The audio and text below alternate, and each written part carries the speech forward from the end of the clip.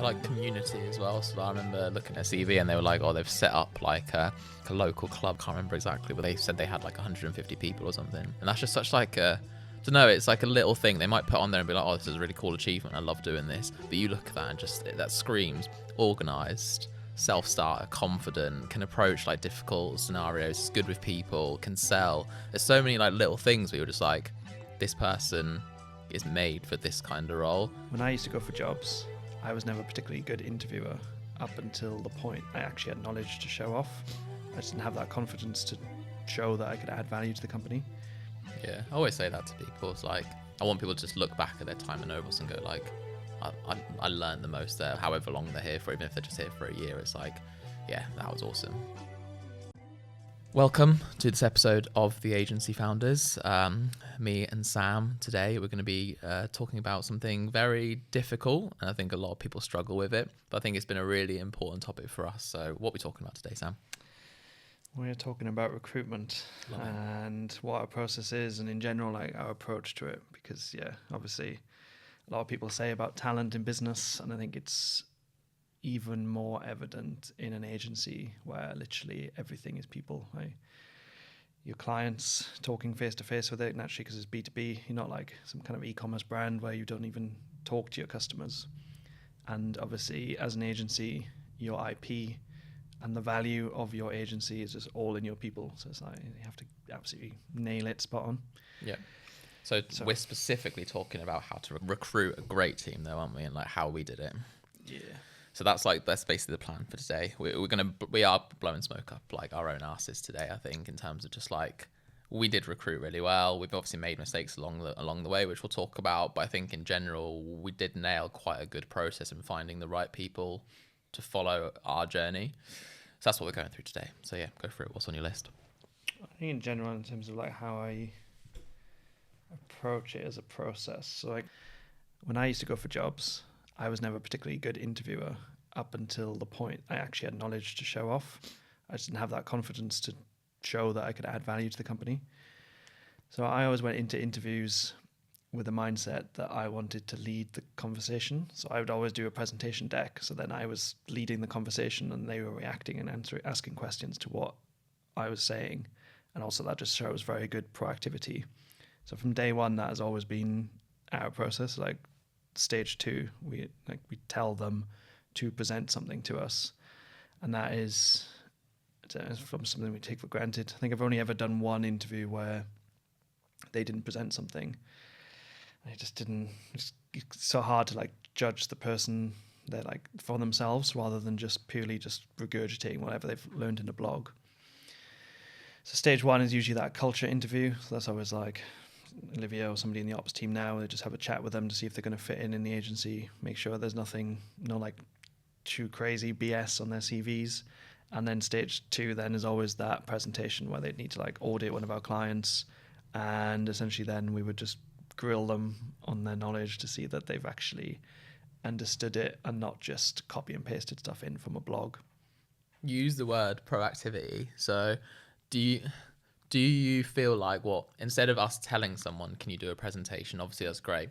Should we have seen if they do it for us or not to then tell us about their character in terms of, are they going to be proactive, or do you think we went down the right route of actually we'll tell you what we want you to do and you do it, rather than it's up to you what you want to bring to this? I think just like purely in terms of efficiency, and I got to a point where I was like, I want to see a presentation deck, so I'm just going to ask them for it. Especially at one point, I remember when, so that's the point to highlight, is like at one point we were hiring 2 people a month consistently for 14 months in a row. Like that is a crap load of people, and that is a crap load of candidates that you need to assess. Like every single week you've got interviews essentially. So that's where you just want to be as efficient as possible. Like that presentation deck, essential. Yeah. And then I think another thing we did that I take for granted is everybody who recruits for a role, actually a step before that would be all of our roles were like super simplified. So it's always like we had the hierarchy. So every role we put out was more or less the same role as previously. It's either junior, senior or manager. So that helped to clean up and make the process efficient. And then that allowed us to then benchmark versus our existing staff. And every single interview was the same client, So then that allowed us to benchmark their knowledge against the existing team. So I remember at one point somebody changed it to another client, and it's like they did a very good presentation, but you're just like, how can you actually judge how good they were against the other candidates that we saw and hired? You'd always find the client who was like the biggest, meanest, largest website that would scare people off, which was thread.com at the time. Massive marketplace, like thousands and thousands of URLs. And like we actually had people pull out of the interview, which is like the dream really, because if they're scared to actually audit a large website like that, then we don't want them working for us. Yeah.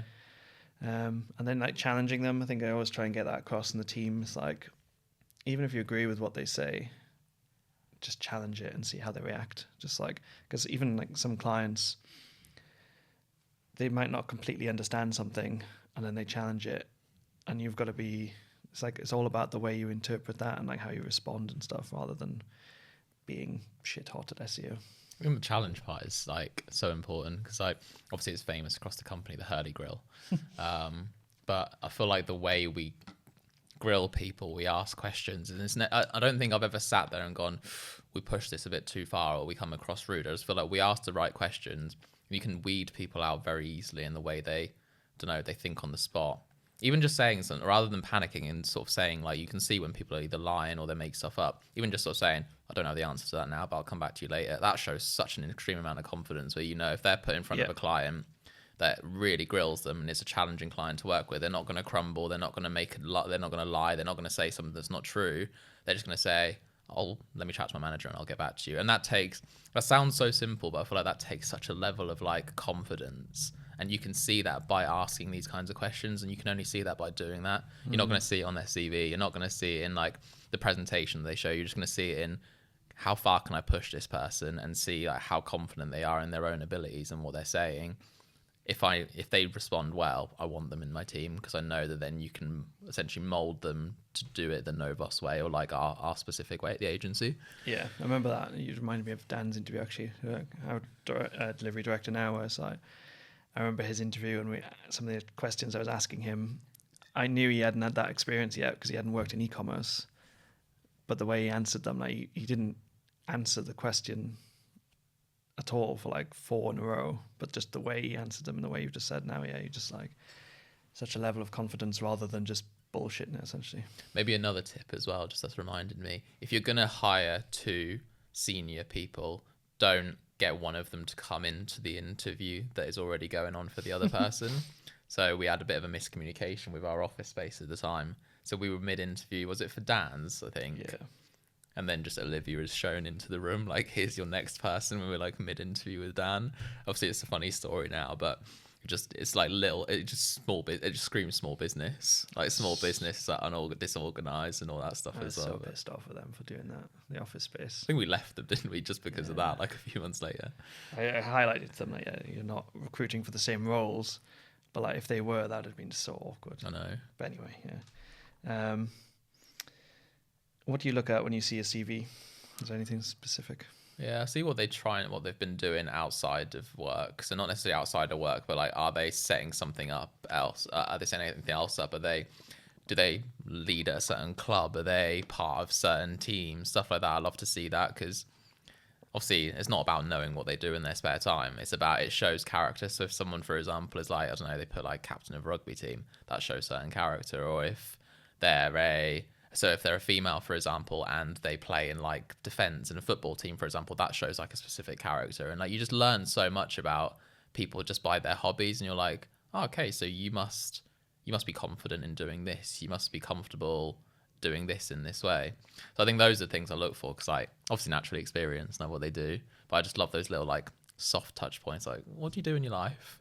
And how can I extract from that who you are as a person and like what you're kind of going to bring to the team and stuff like that.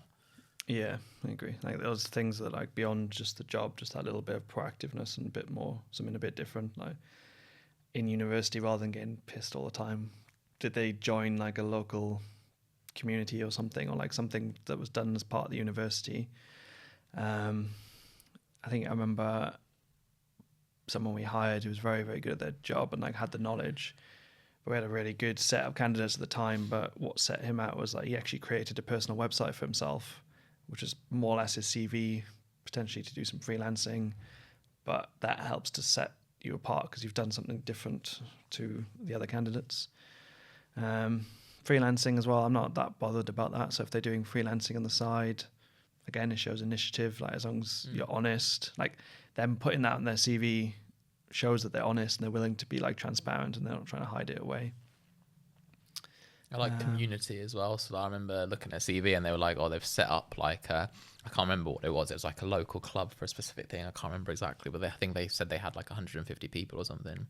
And that's just such like a, I don't know, it's like a little thing they might put on there and be like, oh, this is a really cool achievement. I love doing this. But you look at that and just, that screams organized, self-starter, confident, can approach like difficult scenarios, is good with people, can sell. There's so many like little things where you're just like, this person is made for this kind of role. Just from that one little sentence of I run a club or I'm a leader of a youth club or whatever it is, you learn so much about what that person can do. And I think people sometimes overlook it. They just put like, this is my experience and things I'm interested in, learning French, playing football and this. But it's like, if you can go at that level more specific, it's like you play football, what position do you play and what kind of team or stuff like that. I love that extra level because you just get to know who they are.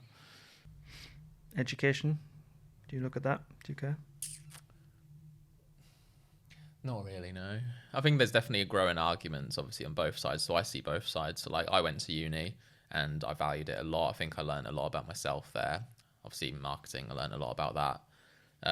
That gave me the chance to work on stuff that I was doing at the time, like social media and stuff, which I know landed me my first job, but was one of the big things that convinced you and Chelsea to hire me for the first job. So I see value in that, but then equally I've been exposed to, like, my dad used to work in apprenticeships in Norfolk, so I was exposed to people like apprentices and stuff, and that's like an incredible route. So I don't really look at education, I kind of look at what have you applied to it, because the amount of CVs I've seen where people have done like 3 years at uni, they've done a master's and they've gone on to do another master's and they're now like 30, and it's like, okay, cool, but like, what have you actually done work-wise? And they're like, oh, like, I worked as a sales assistant at this shop, and you're sort of a bit like, even if you wanted to go down the education route, fine, but do something on the side of it. Like, come up with a business idea, do a community, get involved with events, get involved with a local charity, something like that. It just shows initiative. I don't think just relying on education, I don't really look at it and I don't value it too much. It's like how you use that to get to the next stage.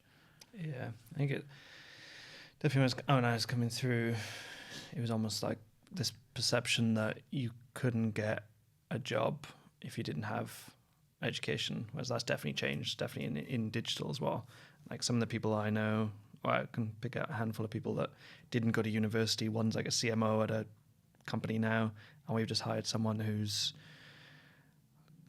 young 20s, I think, but she's got 8 years of experience, or close to that, or 7 years of experience, because she didn't go to university. Like, that is, don't even look at that on paper. It's just like, it just comes across so much more when she's interviewing. Yeah.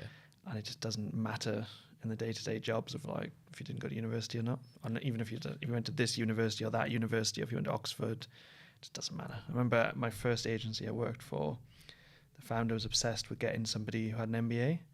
I have no idea why. And then they eventually hired somebody. She just didn't get it. She was just so theoretical based. So like, she couldn't just run with stuff. And like, if a concept in her mind wasn't completely baked out, she just couldn't run with it. And just terrible hire. Yeah, I still believe, like, obviously I went down the uni route and I think it's a really good thing to do. So I never, like, you've got some arguments you see on LinkedIn where people, they like shit on degrees and they're like, don't go to uni. And then you've got the other side who are like, unis, I just don't think you need to be one or the other. I think whatever you want to go down, do it. I think it's how you apply it. And that's what I look at. So how have you actually applied? Like, yeah, cool, you went to do a degree, amazing.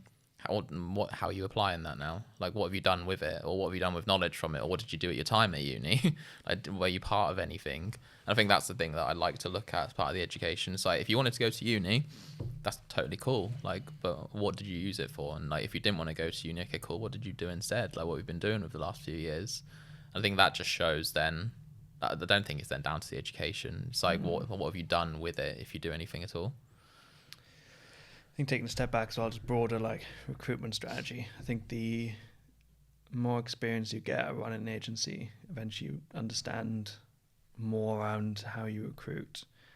And I think like part of our strategy as a business has always been like not to have account managers, just from our own experience. So then that plays a huge part in the candidates that you recruit. So like we could easily hire way more technical people than we have in our team, like developer level, but they would just be sat in the corner by themselves doing some pretty cool stuff. But we need people that are going to talk directly to clients and like simplify SEO into like a super basic way and still present a service to them, even though they don't have that super granular technical SEO knowledge. And that was a part of our strategy from day one, which played into how we recruit people. And now we've got a lot more experience as well. Like we've got the 2 services, and we've got to a point where one service, link building, is a lot more output driven, and that like we can hire graduates for that part of the service, train them up really quickly, and then they add value within 6 months. Whereas on the SEO side, because what we do is so specialized, we've never really cracked the training juniors from a really young level and like taking them to like, I don't know, a senior or manager level, which is fine because now we know other agencies that are really good at doing that, and then they potentially aren't growing as much. So then those individuals hit a ceiling, so then they want to come and join us at that senior level. And that's so much more efficient for us then, because we don't have to worry about having all of these processes and training documents in place for the juniors in the SEO team, because we don't want to hire them that young, because that's just not part of what we do as a business. But it's interesting because like you said there, like the junior part we never cracked, but that senior-ish part, when you look at it historically, we have cracked that really. Like Tom, our current head of SEO, joined us as an SEO. Well, he was senior SEO strategist or something, wasn't he? Kind of joined us at a still fairly junior-ish level, but that senior bit. Dan obviously joined us as an SEO manager, our first one. Olivia joined us as, initially at the time, digital PR manager. And they're still with us, and they've like excelled through the agency. So it's always that like, yeah, we've cracked, like you said, that mid-level. We can then develop them to God knows where they want to go. Like we could develop them as much as they want. But that junior level, I feel like people, maybe it's like a mindset thing, but after a couple of years, people are like, okay, I'm ready to go for the next thing now anyway. So it's almost like, do you invest in training them up to stay with you for 10 years? Or do you just want them to do as much as they can for 2 years, look at it as a great learning opportunity, and just know they're probably going to go somewhere else in a couple of years because they just want a new experience? That's the part that I've always like wondered, like, is it a mindset thing? Is it an us thing? Could we have done more to keep this junior talent, or are we just really good at that senior talent because they know, okay, I know this is a really good place to work. We know how to develop them. It's like the perfect kind of combination. Yeah. I think 2 things I've always had in my mind with people that join the business and then leave is like, as soon as they join, I want them to be like, fuck me, this is like a different level of knowledge that I need to learn. Like I thought I knew my shit, but now I have to level up to learn this stuff, which I think we do really well. And then when they leave, I want them to look back on the business and be like, yeah, I enjoyed my time there. And probably the area that I grew the most, or like understood myself the most while I was at that job versus other jobs. Yeah, I always say that to people. It's like, I want people to just look back at their time at Novos and go like, I learned the most there, or like I made like the closest friends there, or something like that. It's like a positive experience, however long they're here for, even if they're just here for a year. It's like, yeah, that was awesome. Like I loved it there. All right, should call it there. Sounds good.